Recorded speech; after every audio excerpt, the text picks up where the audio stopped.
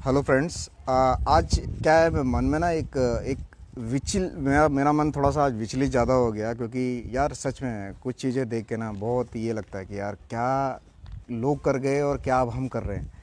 तो और दूसरा, मैं जब देखता हूँ कि यार हमारे देश में हमारे देश के जो एजुकेशन सिस्टम है उसमें भी बहुत सारे लूप होल्स हैं यार, बहुत सारी प्रॉब्लम्स हैं। ठीक है, प्रॉब्लम हमारे एजुकेशन में इसलिए है क्योंकि हमारे देश में सही बंदा अभी तक अपनी सही जगह पे नहीं है।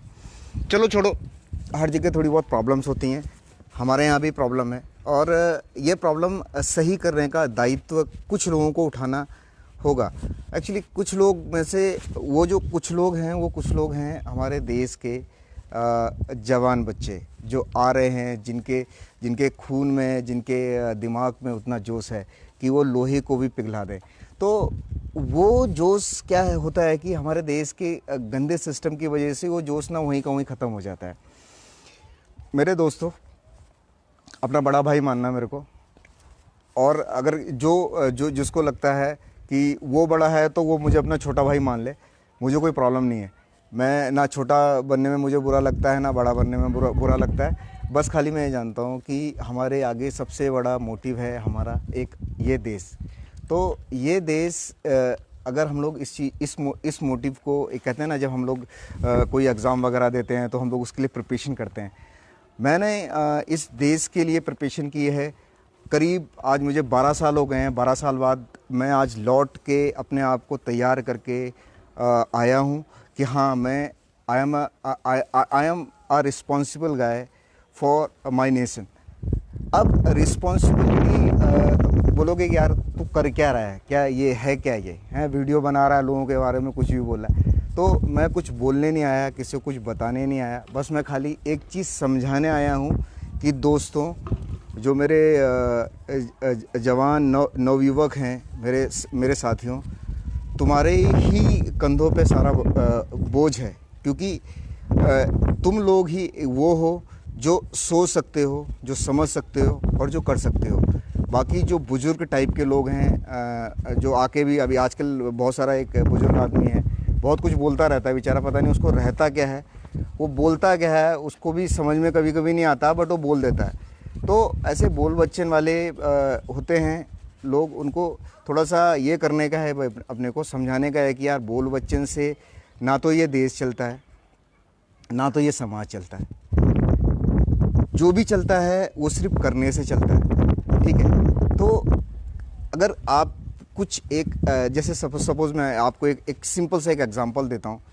अगर आप कहीं एक छोटा सा पेड़ कभी लगाते हो तो आने वाले टाइम पे आने वाली जो पीढ़ी होती है उस पेड़ के फल खाती है, उस पेड़ के पत्तों को जला के कभी ठंडियों में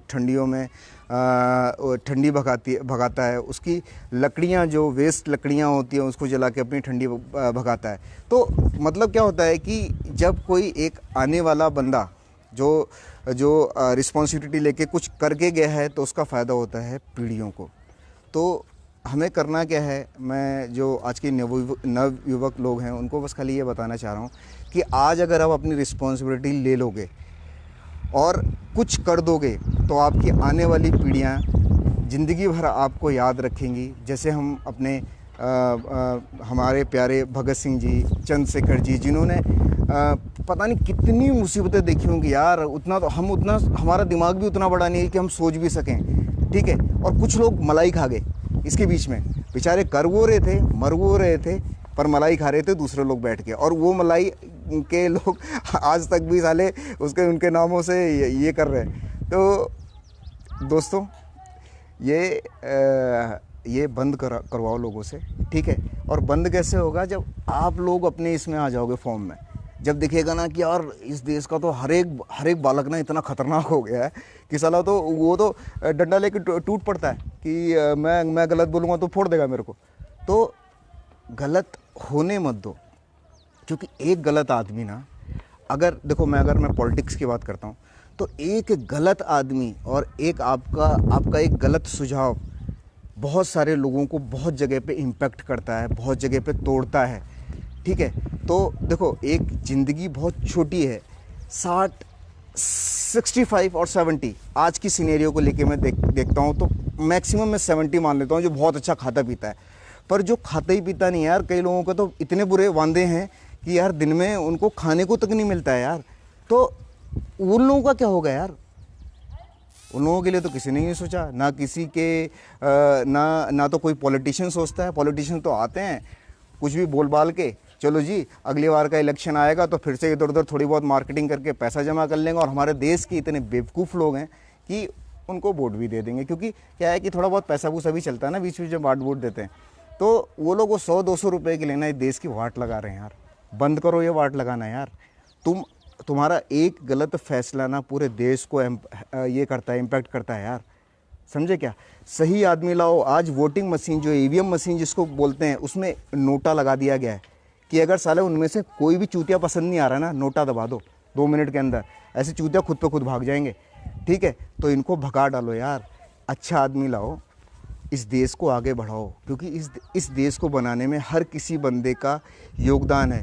भले ही जो बच्चा समझने लगता है ना, मैं बोलता हूँ कि वो बच्चा उस दिन से मैच्योर हो गया। क्योंकि ये हमारा देश का सबसे बड़ा सौभाग्य है कि सिर्फ यहाँ पर ही वो काबिल दिमाग पैदा होते हैं, वो काबिल इंसान बनते हैं, और वो काबिल शरीर बनता है। क्योंकि यहाँ का एटमॉस्फेयर उस चीज़ को बना के तैयार करता है। और हमारे देश की कमियां क्योंकि हमारे कुछ फैसले गलत हो गए, जिसकी वजह से आज हम इतने सालों से सिर्फ एक ही कंडीशन में, एक ही टूटी नाव में बैठे हुए हैं, जिसमें भी बहुत सारे छेद हैं, वो कभी भी डूब जाने वाली है। तो भैया कभी भी डूबने वाली नाव पे बैठ रहे, या तो उतर जाओ पानी में कूद जाओ, नहीं तो हालत होगी टाइटैनिक जैसी कि मरोगे भी और खाए भी जाओगे। समझे क्या? तो मरना तो है ही सबको यार, तो ऐसी मौत क्यों मरना जिस मौत की कोई वजह ना हो। समझे क्या?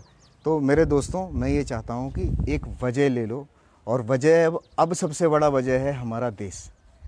क्योंकि बहुत लंबे समय से, जब से हम लोग 1947 से हम लोग सिर्फ क्या कर रहे हैं कि यार नहीं, ये नहीं है इस साल, अगले साल कुछ और, अरे ये नहीं है इस साल, अगले दिन कुछ और, कभी आप, कभी सांप, कभी ये कुछ, कभी कुछ। तो ये सब बकवास चीज़ें हैं। देखो, आदमी अपने बारे में ना 1 सेकंड में बता देता है, और हमारे देश में यार मैं ये बोलता हूँ